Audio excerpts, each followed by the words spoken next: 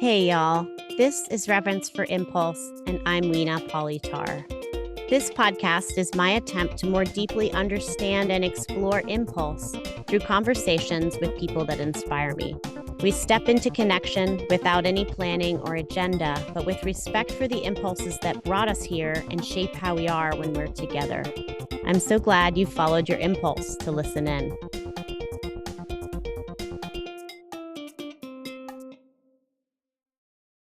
Jane and I met in 2020, and we were thrust into a partnership and collaboration we felt ill-prepared for, but she quickly became a source of kinship and security and clarity for me. She became someone I felt close to at that time. We questioned things a lot, and we also laughed a lot, which was the perfect release valve to a time when things felt so charged. Jane can meet intensity without the slightest flinch. She goes into it steady and focused. And she's also someone who can find the absurd and sideways angle that makes the picture more whole. We've touched in over the years, but we haven't had a chance to really connect like this since that collaboration. So it was a good reminder to me how happy I am that she is out in the world bringing her specific medicine into the mix. For over 20 years, Jane was a movement and somatic coach and embodiment educator, and she's well known for her professional training program, Movement for Trauma, that she offered to hundreds of psychotherapists and somatic practitioners around the world. Jane is now a Jungian Analyst and a registered psychotherapist, and she's developed a body of work called Jungian Somatics. You should definitely check out her full bio to read more about this important work. In this conversation, we began with an authentic movement practice, and we spoke about all kinds of things, ranging from the trap of somatics, the body as shadow, authentic movement as a way to the psyche, how dreams and symbols relate to the body, and we get a little personal about parenting. And then in the middle of our conversation, the earthquake in New York City happened. And we stayed on and we talked about the symbolism of that. It was really rich. So without any more talking and explaining, here is my conversation with Jane. I love arriving, especially if it's Zoom, and then having like a moment of just taking in the person. It doesn't really matter how, but I feel such a sort of, I guess, social pressure to sort of engage and catch up. Like there's a part of me that wants to be like, how are you? What is happening in your life? I want to hear everything. And then there's another part that's like, let me just like see Jane here. I haven't seen you in a long time. A long time. And we went through some really challenging times together in some work that we were trying to step into. Yeah. That really came up for me when we're just, sitting with each other. I was like, right, Yeah. we really haven't sat together like this since that work was unfolding. Mm-hmm.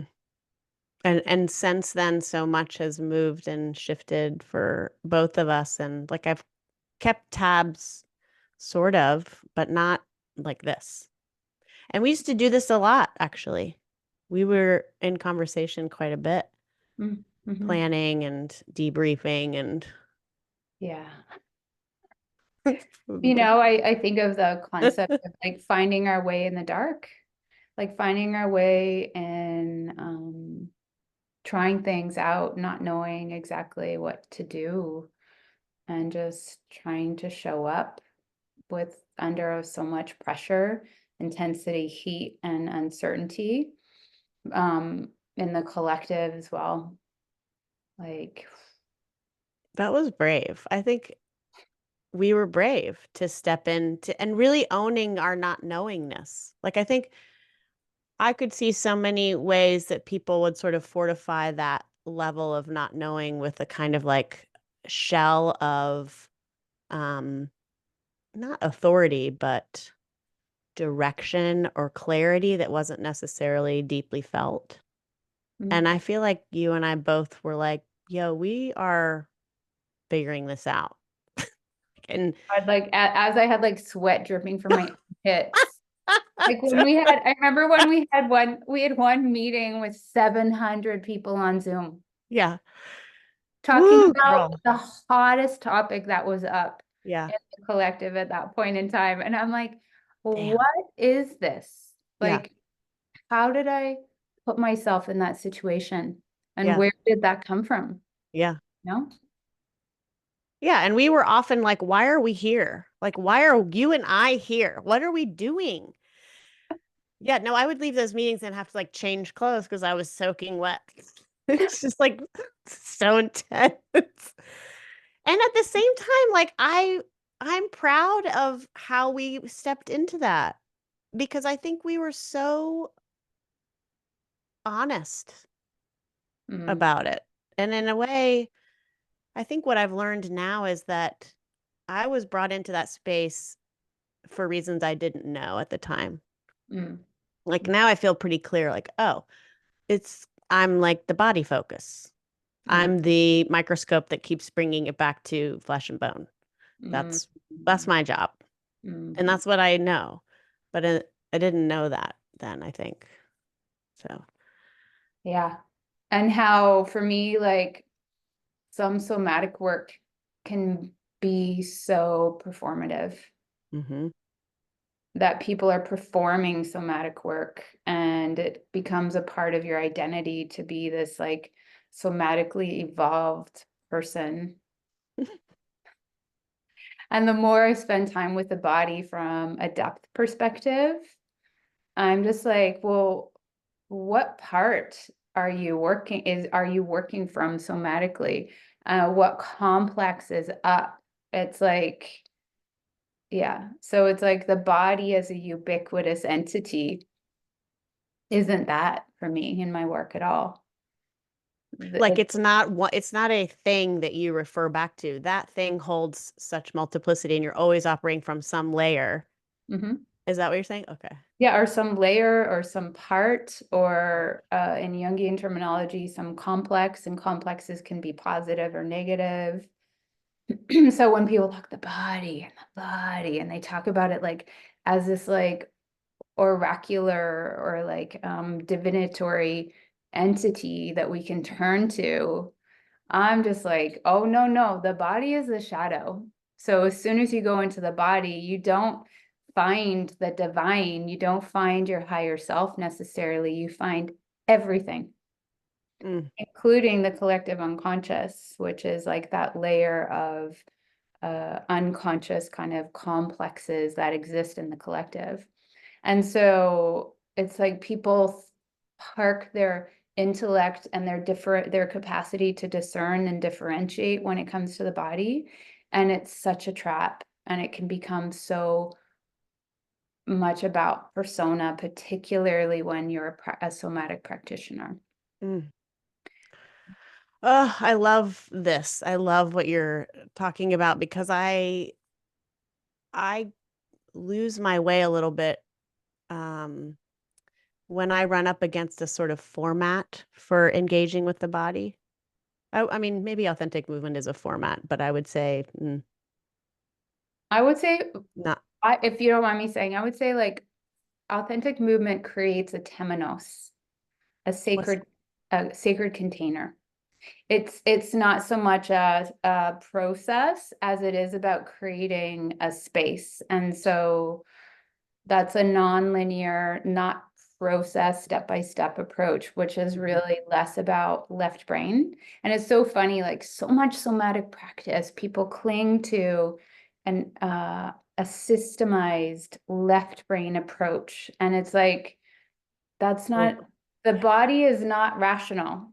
And Ah, so the body is not irrational, it's non-rational. It's much more about like the right brain hemisphere, according to like Dr. Ian McGilchrist's work, if you know his work.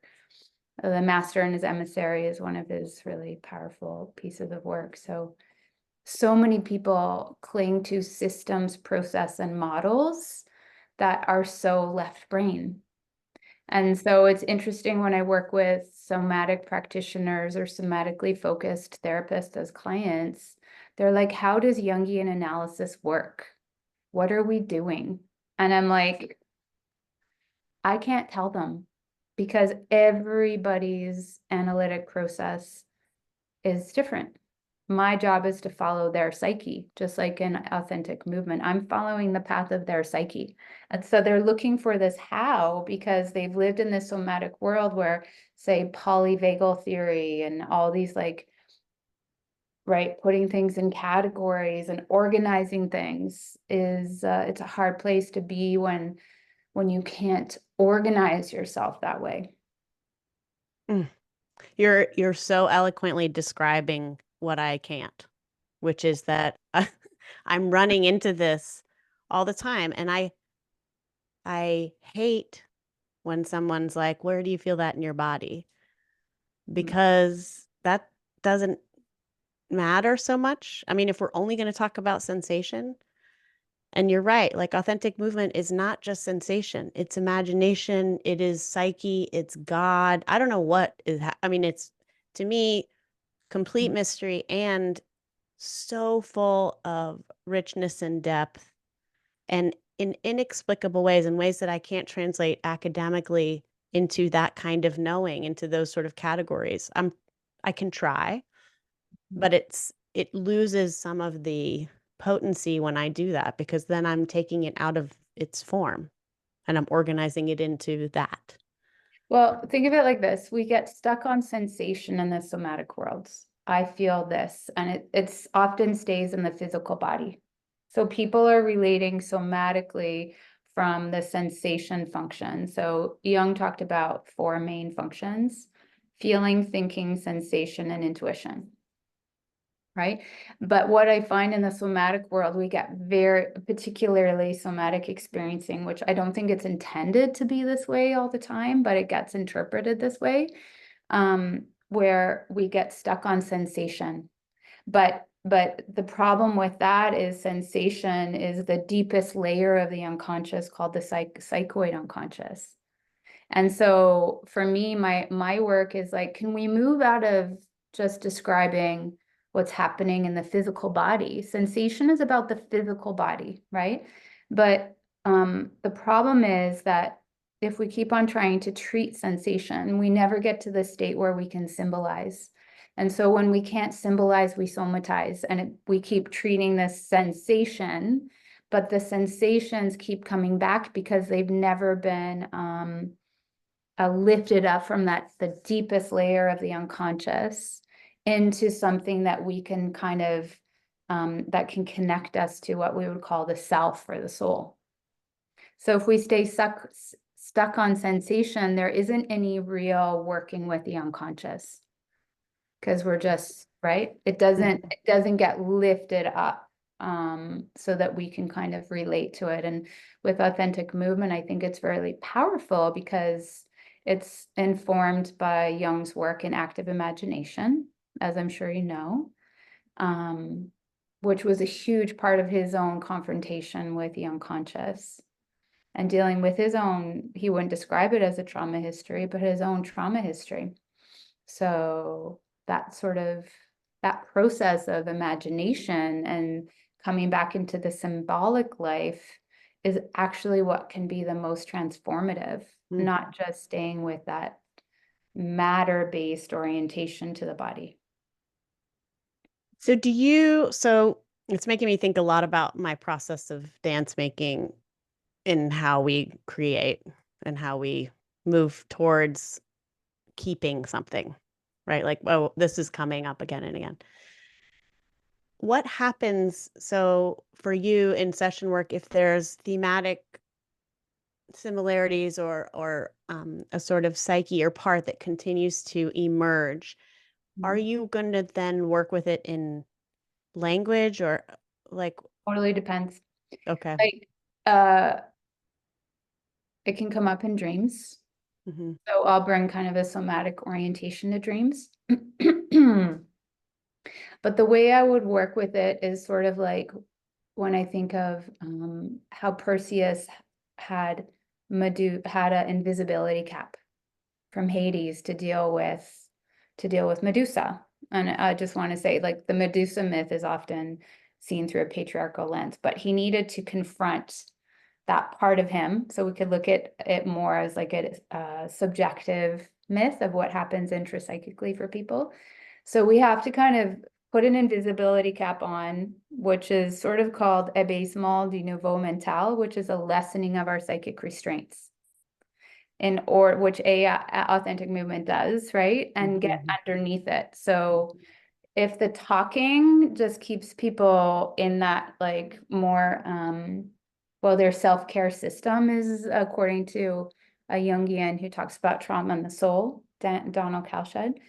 If the talking keeps them kind of stuck in trying to control their unconscious through their ego, then I'll try to find a way underneath that. Dreams are a great way to do that. Dream work is like so powerful. And so I can kind of lead people in through affect, through their dreams. And I didn't really learn how to do this in my training. I kind of figured it out as I went. But I do a lot of spontaneous drawing, which is sort of like spontaneous movement, right? Which is really powerful. And to try to access the prospective function in the psyche. So when I think of sensation, we stop on sensation, but it doesn't access where the psyche is trying to go. So I could do like spontaneous drawing. I'll put like a piece of music on and allow people and light up that affect that might be sort of nebulous and amorphous, and see if we can like have that affect commune with a piece of music and to feel moved by the affect, right? So can you let the affect or this sort of nebulous feeling move you? And then I might take it to some spontaneous drawing or some further imagination, or look for what images or symbols arose in that movement practice to see if we can have a deeper understanding of where the psyche is trying to lead. The problem with somatic practice a lot of the time is it falls into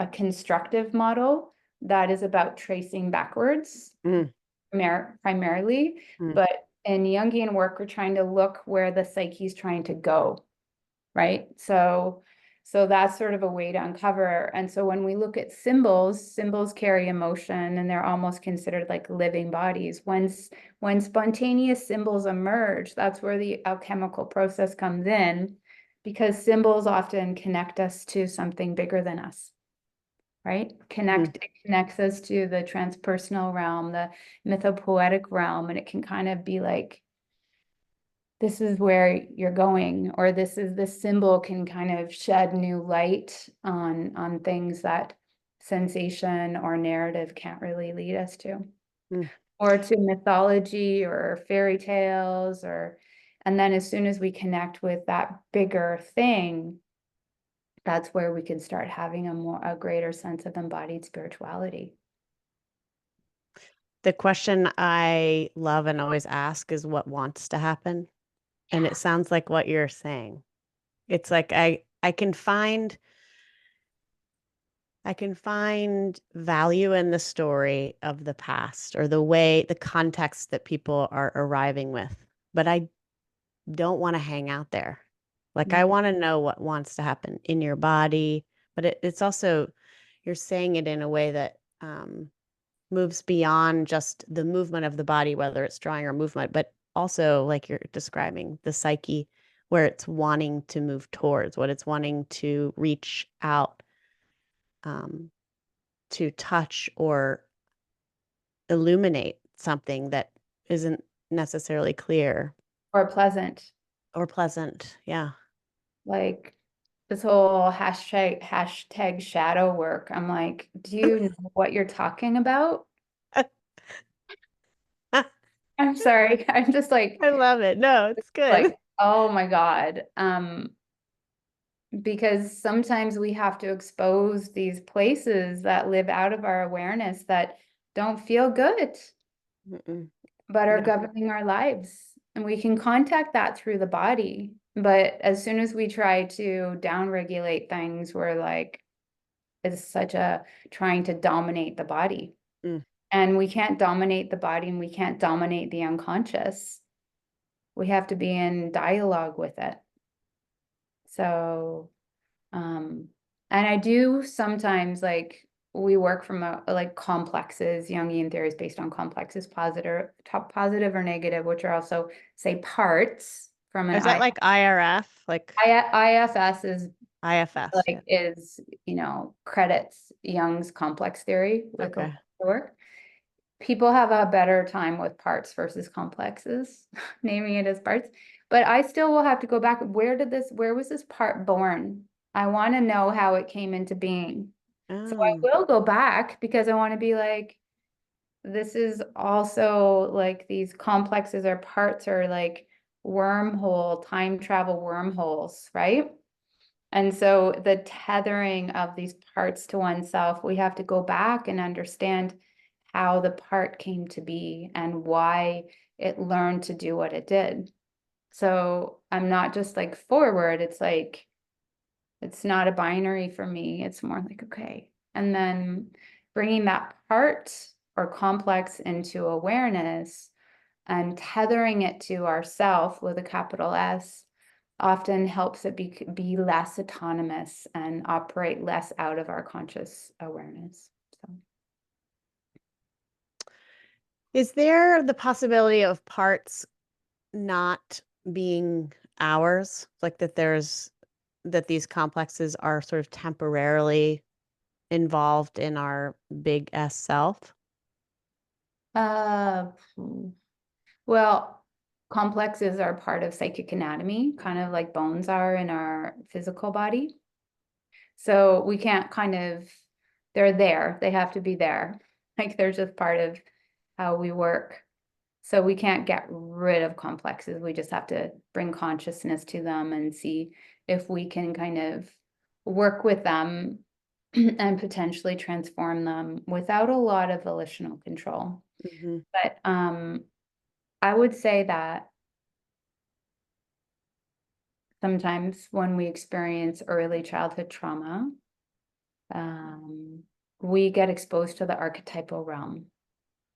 And so sometimes what happens is we create this kind of chasm into the archetypal realm where we might face at an early age existential anxiety and face the polarities of the light and the dark in the archetypal realm in order to access kind of energies that help us survive beyond what our human capacity might be at that time.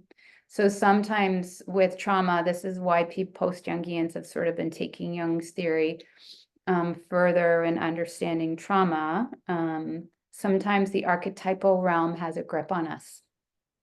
Mm. And it can be sort of this like internal struggle between like dis, DIS, sort of related to Faust, or the struggle between life and death.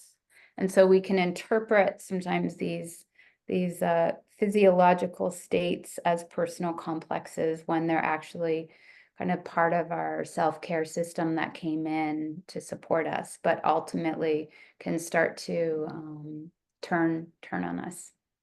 So Would you call that a strategy, or that word doesn't work there? you could use it. I mean, Yeah. that could be strategy, but it's bigger than that to me. Hmm. Like, yeah. I often ask people it's a funny question, but when people experience like early childhood trauma that left them in a very insecure place where they didn't have that kind of that love around them to protect them from the voraciousness of the archetypal world. I asked them, well, what was it like for you at nighttime? What was it like for you in your bedroom? What was it like? How did you survive the dark when you were a child? What came in to help you survive the dark? And that'll often point to some type of archetypal energy or figure that they called upon to help them outside of, this is where the mystery is, right? Outside of just strategies, it's bigger. Mm-hmm. Mm-hmm. I love, I guess part of what feels so affirming listening to you is the way you're bringing language to something that I don't necessarily and sort of hold mystery around. I deeply trust, but I don't necessarily understand it. And when I hear you talk about it, the mystery part of that, there's something sort of affirming about like, yeah, it's okay, you can just trust it. And I'm thinking mostly about, you know, dance making in the way that Katie and I do. Like even yesterday, we have on Thursdays we have a 7 hour process because we go into like deep pockets and they're unhinged weirdness. I mean, we create structures, but we're not, we have no prompts to save or create. It's really just explore. And in those pockets, things keep coming up. Like in the last month, really weird themes that feel completely unrelated or to me or to her, you know, but they're really potent.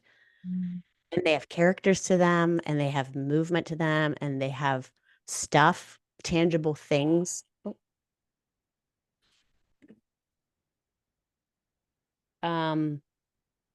We had an earthquake. Oh, What? you just had an earthquake right now? No, we had it right before I got on with you, and now they're telling us that aftershocks may be felt.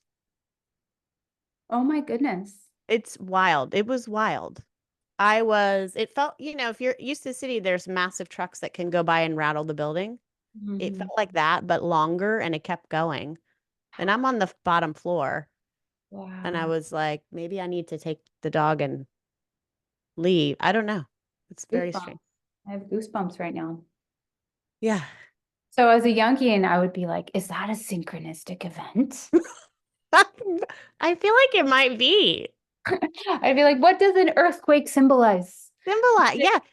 It, The shifting of the tectonic plates, and it sounds like there might be some parallels in what you're sort of noticing is emerging from underneath the core, right? In your practice as well. Yeah, what you're talking about, because there is a lot in the collective right now. Even the eclipse, like people are, you yeah. know. Right. And these natural events and how we make meaning of them or how they affect us isn't just in my body. It is in my psyche and soul. And there's other ways that I think that's sort of what there's something that comes up a lot in the work I make, which is funny, but it's a lot of irreverence. For as much reverence as I have for these things, I also have the opposite in equal measure. You know, Total irreverence. Yeah. you know what it feels like? It feels like you're refusing to juice the mystery out of things by trying to hold on to things too tight. Mm. Yeah. Yeah. It's fascinating. If you think about tectonic plates meeting and sort of grinding, it's unpredictable, I believe, to some extent, which way they go, right? There's like sort of, you can gauge that there will be impact and friction, but I don't know that you can necessarily, maybe. I don't know that scientists know exactly the way they're going to move against each other. And isn't it from pressure? Isn't it from like an underneath pressure? Exactly, which is funny because, like, I mean, that's so much of what happens with the ways that our psyche will present things that need to be looked at. Sort of like for the word neuroses is an old word, but it's like when those neuroses show up from the unconscious, they're calling for attention. They shake us, right? They shake us to get our attention. And so we look at neuroses as attempts at self-healing, and thank goodness we have these like things that are shaking us, because otherwise we wouldn't be focusing on like, how do we become more whole? How do we, without that, shaking? But the first thing we often try to do is we try to calm the shaking. Oh, right. Right. And I'm like, no, no, no, it's trying to get your attention. It's not going to shut up until whatever needs to come into awareness comes into awareness and is worked with. right? And we try to predict or control the movement that is happening. So like you can feel this shift or something, you're on the precipice, there's pressure, something's going to change. And I often feel this like sort of collective um, willing of form Mm. to what's coming rather than like, I don't know what the form is going to be. Like, what No. would happen if you feel the pressure shift is going to happen and you let it rather than like, do you know what I'm saying? Well, it's funny because like Jungian analysis is not for everybody because it is often can be internally or externally disruptive, right? It's not really our self with a capital S or soul isn't really concerned with homeostasis. And so it's less about like symptom treatment and it's more of like what is pushing up from your unconscious and trying to be seen and trying to be worked with. And how is that going to be disruptive for your life, right? And so depth-based work isn't really accessible or desired by everybody, even if they think it is sometimes, Mm-hmm. because it is unpredictable. Like And is once there like, go ahead. But once you start kind of following the self-healing mechanism in the psyche and you set it in motion, I don't know what's going to come up for Right. one of my analyses. Like I don't know what their life is going to look like. I'm just with them and having some faith that their psyche is going to lead the way. And I follow and I guide and I, you know, can be there in the dark days. And so, yeah, it is very unpredictable, kind of like a earthquake coming up from underneath. And I love what I'm hearing, which is not um it's not a complete surrender, like, oh, just like whatever happens. It's Mhm. accompaniment, and you're modeling it with your person you're with. Like you're accompanying that magma that's pushing up. You're accompanying the force and pressure, but you're not shaping it, and you're not predicting it.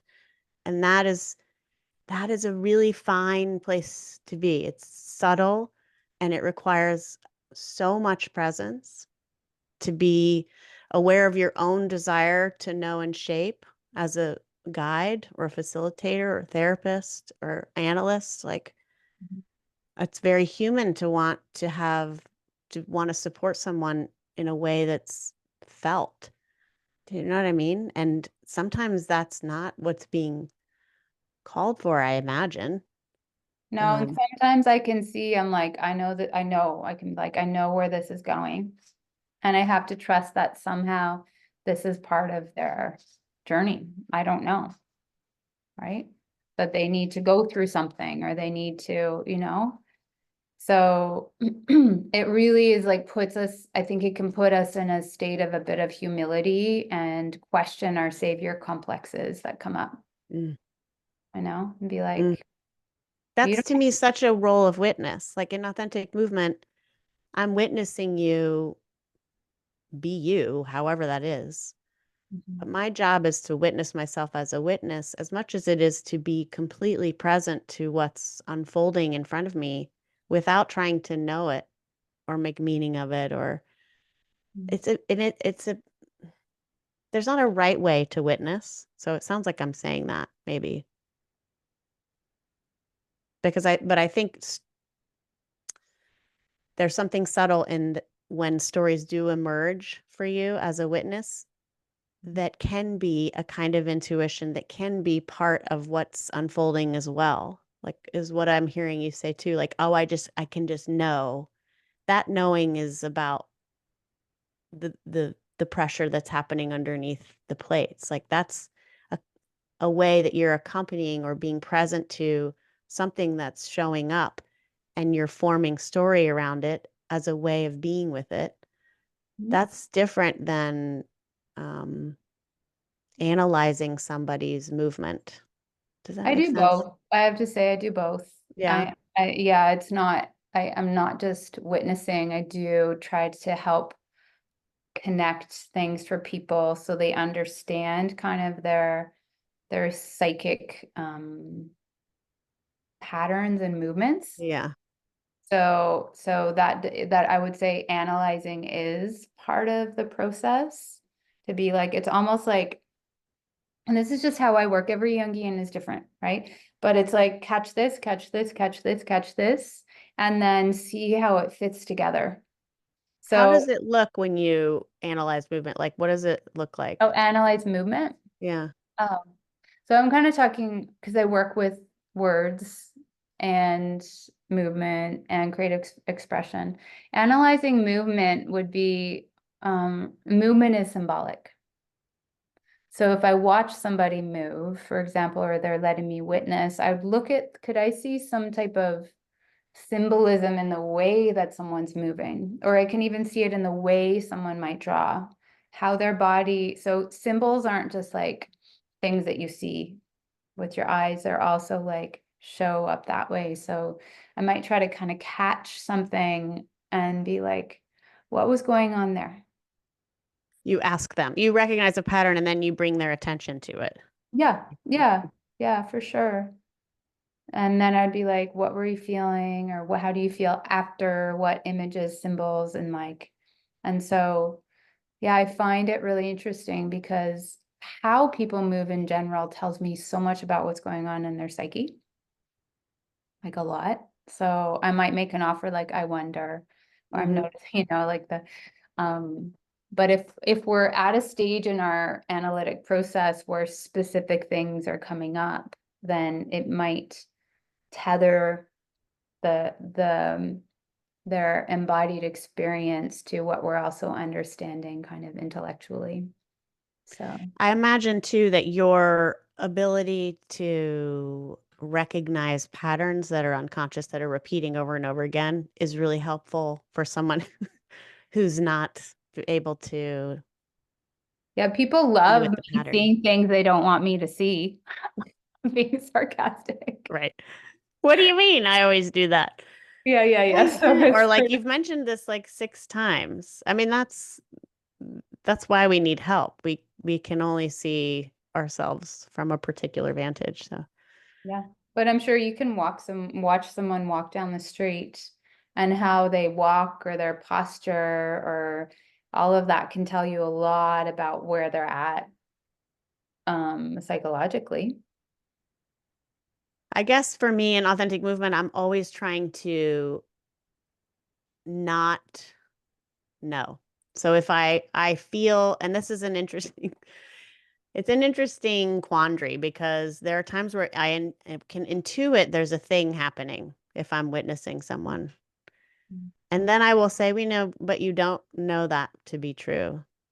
So this is sort of your meaning that you're placing on it, but in fact, I don't know what this person's, the way they've arrived at that movement, even though to me it's so clearly this thing. Mm. Um, and I've gotten into just my own personal trouble with that in that it increases the, not like self gaslighting, but it definitely increases like a way of like never trusting thing I think or intuit, which is like a okay, kind of okay, but also I need to know how to move forward with parenting, for example. If every intuitive response I have, I'm doubting its origin and mechanism, and it's like I don't That's know how not to hard. move. Yeah, Well, and then not just intuition, but instinct, which is like a very, primal yeah, animal. Yeah. yeah. Yeah. Well, what's interesting is some of the work I did when I was in an extreme athletic dance company was about thwarting instinct Mm. to save yourself. And that I think messed with that Mm. in good ways that brought in sort of like different insights, like, oh, you can actually save yourself differently. But it also brought in a level of hesitation that I think Hmm. it needed quite a bit of healing. So Yeah, it's interesting, but disconnection. I guess I would just say I work with a lot of transference, countertransference, Mm. which from a Jungian perspective is sort of the understanding I'm in the bath with somebody. Bath? So in the bath, Uh, I'm I love sitting, that. Yeah, there's this like beautiful so splendor sweet. plate from the 16th century where Jung really studied the alchemy. And like when you're in the depths, when you're in really in the depths, meaning also in the body, if you look at it, frame it a little differently, that the body and the psyche aren't separate. Then you're in the bath, you are in their psyche with them. You are, so if you are negating anything that you're feeling, not is also like really powerful information about what's happening in the field, and that you're actually feeling into what they might be feeling too, or can't feel. Like there's so much information there. I'll test it, Mm-hmm. I'll test it. Mm-hmm. But like, God, if I didn't trust something about what's I'm feeling in my psyche and my body when I'm with people, there has to be a certain level of like seeing the power of that as really part of the process Mm-hmm. for me. Mm-hmm. But we do different things in our work. So, and neither is, I guess, more valid than the other. But I guess the nature of my work really does mean that I know that our unconscious psyches are talking to each other all the time. And my job is to be able to have more consciousness available to me so I can track what's going on in the unconscious between me and another person, whether that be an analysand, like a client, or my daughter. Mm-hmm. So yeah. How does that show up in your relationship with your daughter? Like, are you able to, I mean, that's such a tricky Let's one. just go right there. Let's just go right to it. Oh, no problem, Weena. That's not a challenging topic at all. Oh, well, there's this idea that motherhood or parenthood is a crucible. So yeah, I don't know. How does it show up? Can you be more specific? Yeah, like how, when you notice, there are times, I guess I'm thinking of when I can sort of zoom out and realize, oh, this thing is enacting here. Mm-hmm. And there's choices there. But I can also feel when that comes in as a way of distancing from the immediacy of the moment. Like it can also become a strategy for me to sort of pull back. And why is pulling back bad? It's not. I think I mean, in some ways it's good that it offers options, but I also I've been the recipient of a lot of pulling back. And I think there's an immediacy of intimacy and Uh, connection so that I you've been want. reached by your family or your Yeah. mother? Oh, okay. So, here we go. So then I want to I want to offer The more opposite. immediacy of Yeah. connection rather than this sort of like thoughtful gaze. So if we're trying to not be like our parents, Well, then we're definitely doing it. No, I know. yeah. It's So like my husband reminds me all the time. they still Yeah. become our reference point. Right, exactly. And so there's this kind of expression that wherever we were, quote, underparented, we're going to Over overdo it, and overdo that's it. where the problem's going to be. Oh yeah, 100%. So We if you're talk about it all the time. yeah. The overcompensation, like and my husband says it all the time. He's like, whenever I hear somebody trying to correct their parents' parenting, I know they're doing it again, just in the opposite direction. Yeah, for sure. I mean, that's definitely that need for presence, right? It's like, wait. Like we need to be good enough parents, which means that kids have to at some point move out of primary narcissism. And Mm, if they don't move out of primary narcissism and start to move out of that essential developmental phase of feeling like you aren't separate from the parent who carried you, for example, or otherwise, kind of your primary care people, And at first you're supposed to feel like you aren't separate from them. Mm-hmm. And then start to and really feel like their world really orbits all around you. But if in our fear of harming our kids the way we might have been, had deficient parenting, we put pressure on ourselves to be so present all the time, we aren't actually helping our kids move out of primary narcissism. It's not helpful. Mm-hmm. It's that perfection that, you know, Mm-hmm. there's no frustration tolerance that's built for our kids. There's no ability to like, we kind of have to not be perfect at least 20% of the time. That's pretty much a guarantee. Yeah. Yeah, yeah, right. But if we bring anxiety to that and Mm-hmm. fear, then that's sort of I would say we have some work to do on our parent complexes. Everybody has them. We talk about it or I talk about it in authentic movement as the feeling of the way we imagine we're being witnessed is such a reference for how we Mm. imagined ourselves being witnessed. Oh, Right. that comes up with half my practice are therapists, and I'm Yeah. witnessing them in their process Yeah. and how they imagine in the transference. So I would Yeah. say that that's transference, right?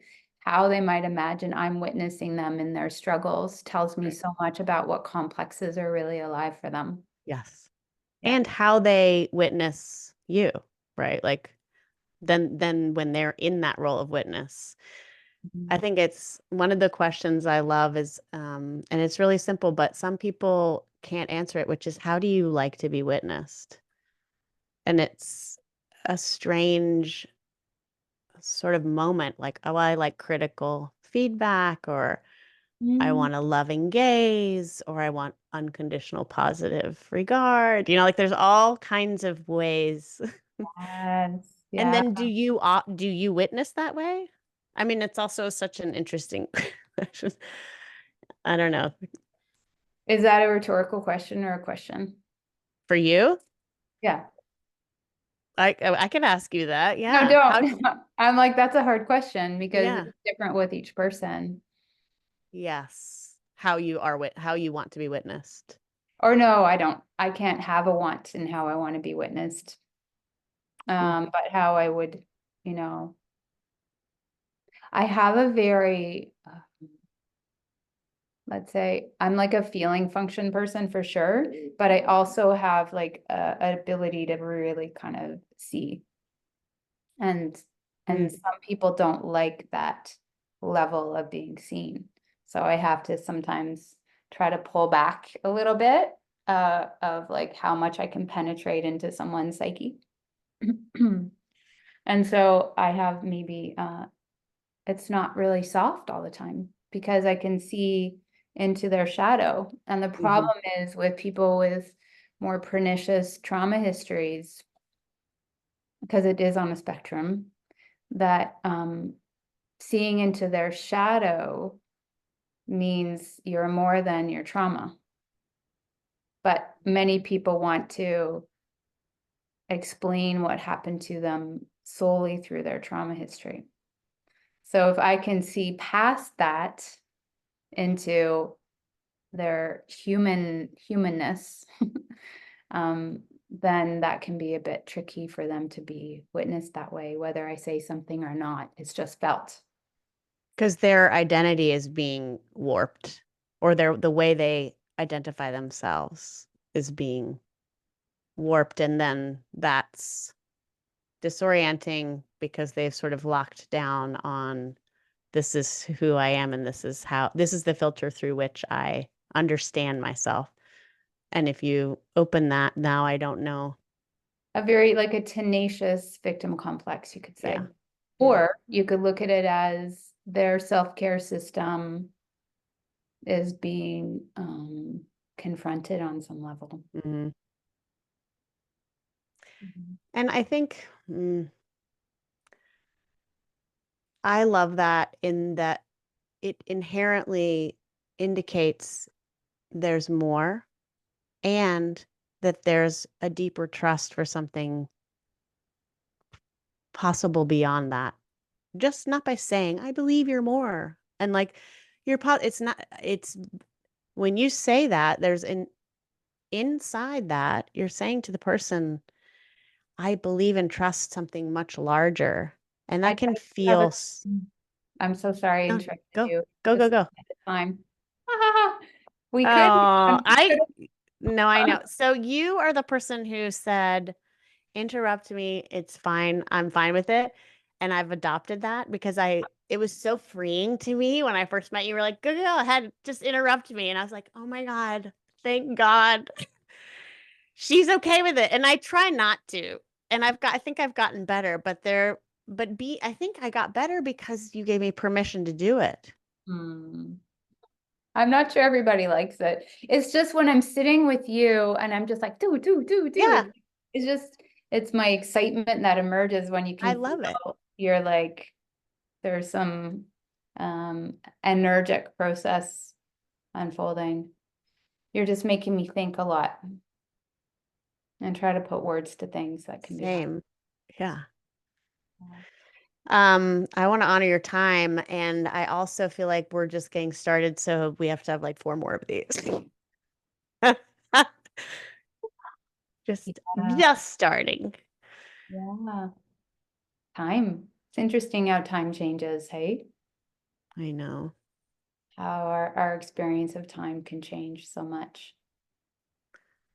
That's been a big one actually lately. Time has been really, really different for me. Mm, mm, I'm feeling it, how I feel time has been very different. yeah. Maybe that's part of getting older. I don't know, but it's intense. I was gonna say, Yeah.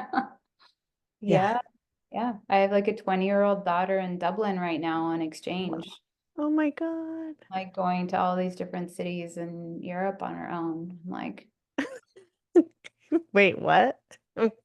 Yeah. "Well, how did that happen?" That's the feeling. Mm, What? It's so unbelievable how it moves because it isn't linear, but it's certainly not a tempo I understand. I don't understand it. no, yeah. Thank you for coming. Thank you Oh, for making this happen. oh, well, thanks for your patience in scheduling this. And you have something coming, right? I You have have a program coming. things coming. Yeah, I have a Jungian Somatics movement for trauma session starting May 6th, I think. It's 8 Mm. weeks. I co-facilitate with Laura Wenger that I've known for years. She studied my movement for trauma program years ago. Um, I'm teaching for, I always joke, I'm teaching for the Turks. So the Istanbul Jungian studies. Oh my gosh. And hopefully going to be in Istanbul and near the kind of what's called the Asclepian temple, where people used to go to dream to heal. And so that might happen in October, hopefully. And yeah, just doing talks here and there. And yeah, and more than anything, I'm just like, today I get to go back to the county where I live part-time. It's called Prince Edward County, where Hmm. we're surrounded by the woods, and it's just thousands of frogs are out right now. I just like, Amazing. I'm like, I just want to go hear the frogs at the end of the day. It's like that simple. Is that from work, from like, are you working somewhere and then living somewhere else, or is it all together in the same I location? work online mainly, so I can Okay. work anywhere. Yeah. Yeah. Love it. You like being in the woods too, huh? Oh, yeah. And Mm. I haven't been enough and I can feel it. Yeah, so I get to do that. Like we're not, we have a home, but like to be in, but I yeah, I get to go every week. Ugh, Pretty wild. that's so cool. Coyotes and owls and frogs and other creatures. I don't know what they are. That's Yeah. amazing. Yeah. Thank you so, Mm. so much. Thanks. Um,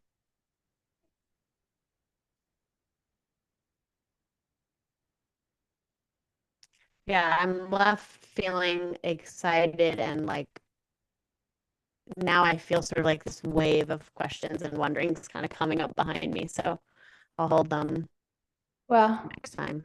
What just popped up for me as we wrap up is we might even find a way to collaborate at some point. Mm. I would love, love, love that. You're in Toronto, right? Mm. Because I love Toronto. Mm. We'll be up that way this summer. I love where you are too. Yeah, it's exciting. Okay. Okay, I'm gonna let you go. I hope you don't have too many aftershocks and that, yeah. Yeah. I mean, what an interesting experience to have your world shake. Have you felt that before? Only I grew up on the west coast of Canada. I only really remember once when I was really little. It's one of my first memories. Really? Wow. Mhm. I like how we were talking about it too. I'm gonna sit with that. See, you can still go there. I love it. Yeah, yeah. Okay. Thank you, Jane. Thank you so Yeah. much. It definitely feels like Jane and I only just got reconnected, and now we need a much longer swim in these waters. So stay tuned. And in the meantime, go check out Jane's deep, intelligent, and perspective shifting work at jungiansomatics.com. She does have a movement for trauma training coming up in the fall of this year.